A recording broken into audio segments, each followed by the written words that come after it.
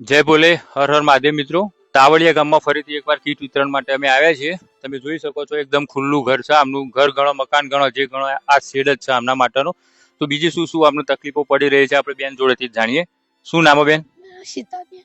સીતાબેન, કેટલા લોકો? અમે 3 જણા। 3 જણ। કોણ કોણ? હું માર બે ત્રણ છોકરીઓ। હમ અને વાટવા જઈએ તો પછાડી પેલા હું ખાઈએ। અવાજનું તકલીફ હે? હા, ઘર ઘર કઈ રીતના ચલવો તમે? વાટવા જઈએ સાહેબ હું કરી વાટીને લાઈન પૂરું કરી દઈએ। ગામની અંદર છૂટક મજૂરી? આ ભાઈ નહીં જઈએ લાલો ભાઈ નહીં તે મજૂરી જઈને લાઈન પૂરું કરીએ ના હોય તો પછી રે ભાઈ લાલો ભાઈ મને થોડું ઘણું ખાવા આલી જાય। લાલાભાઈ મદદ કરે? ઓ લાલો ભાઈ મદદ કરે લાલો ભાઈ લાઈન મારે ઘરનું એટલું પૂરું હેડી જાય। જે છોકરીઓ અરે તમારી દીકરીઓ ભણે છે કે એ મજૂરી? એમાં એક ભણા હતી ને પૈસા હોય તો બનાવ ના હોય તો ચોથી લઈને આલું। પણ એ તો પ્રાથમિક શાળામાં તો ફ્રીમાં હોય ને? એક જ સપની કા હાલવાનું મોડા થયા તો પૈસા એને કોઈ ને એને ભણવા માટે તમારે શું તકલીફ है એમનું કે અમે આલ દઈએ વસ્તુ તમને? માટે તો ખાલી આ ચોપડા ને એવું મંગાવો અને આ લુગડા ને એવું કે તો પૈસા સાહેબ ને મારવાનું લાવો। એટલે એના દખલ હાલ બંધ રાખ્યું હોય તમે? હા તો અમે ચોપડા સ્કૂલ બેગ બધું આપીએ તો મોકલશો એની સ્કૂલમાં? ફાઇનલ ને? હા તો અમારા તરફથી અમે તમને કાલ પહોંચાડી દઈશું। પણ સ્કૂલમાં જવા દેવાનો, એમનું મજૂરી નહીં કરાવવાની। બીજી શું શું તકલીફો? પૈસા કશું નહીં હું મજૂરી કરી લાવું।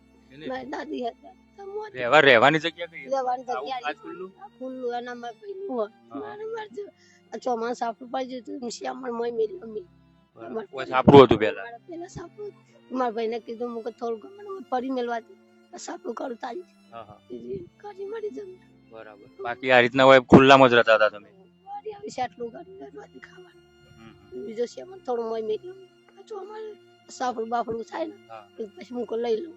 ટોટલ કેટલા હું તમારા બાળકો? એક? એટલે ભણવા વાળો બે ને કઈ? ભણવા વાળું એક જ ને બે ઘરે? એટલે દીકરીઓ છે કે છોકરા?